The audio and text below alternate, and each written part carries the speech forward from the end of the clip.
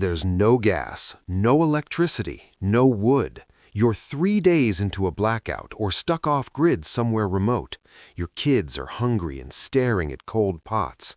The sun is blazing down like it hates you, and yet a hot, steaming meal appears. Rice, chicken, fresh bread, cooked perfectly with nothing but a cardboard box you are about to throw away. You're not hallucinating. This actually works, and they never wanted you to know it.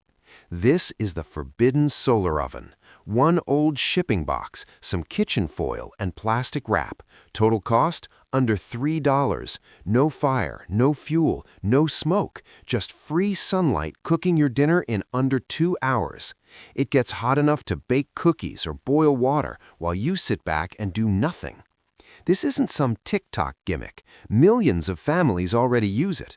In India alone, hundreds of thousands of homes cook daily with solar ovens, some feeding 1,000 people at once. Refugee camps in Chad built over 10,000 cardboard versions because firewood had completely run out. Kenya, Nepal, Afghanistan, and Tibet have been quietly using them for decades. Even the Swiss scientist Horace de Saussure proved it back in 1767 by stacking glass boxes in the Alps until they reached temperatures high enough to cook fruit at 189 degrees. Engineers and entire villages have been relying on this while the rest of us kept paying for gas. So why haven't you heard about it? It works too well. There's no monthly bill and no fuel to sell. Big energy doesn't make money from free sunlight. Governments don't teach it in survival classes, and they quietly stopped putting it in textbooks the moment it threatened profits. This knowledge was buried and forgotten on purpose. Until now.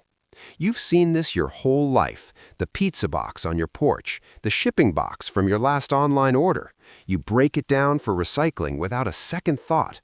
But what if I told you that same trash is actually a high-tech heat trap? You already own the materials. You already have the oven. You just never knew the secret. Here's what actually happens, and it's super simple. Sunlight hits the shiny foil and bounces straight into the box. The black bottom and black pot absorb every ray and turn it into raw heat. The plastic wrap on top acts like a greenhouse roof. It lets the light in, but traps the heat inside. Just like your car parked in the sun on a hot summer day, but way hotter. No electricity and no magic, just basic physics they stopped teaching. Let me show you exactly how to build it in under 15 minutes. Grab any cardboard box, a pizza box for small meals, or a shipping box for family size. Cut 3 sides of the lid to make a big flap, leaving the back attached so it hinges up. Line the entire inside of the box and the flap with aluminum foil, shiny side out, and tape it smooth. This is your reflector. Paint or tape the bottom black because black absorbs heat like crazy. Crumple newspaper or extra cardboard around the inside walls for insulation to trap that heat. Stretch clear plastic wrap tightly over the open top of the box and seal every edge with tape. This is your heat window. Place a black pot or dark pan inside. Add your food, rice, veggies, meat, whatever you want. Put the lid down, prop the foil flap toward the sun, aim it south, and wait. In 60 to 90 minutes, you'll smell dinner cooking. Here's what most people get wrong and why their oven fails. First, loose plastic wrap lets air escape and kills the heat. Tape it completely airtight. Second, a flat flap doesn't reflect enough sun.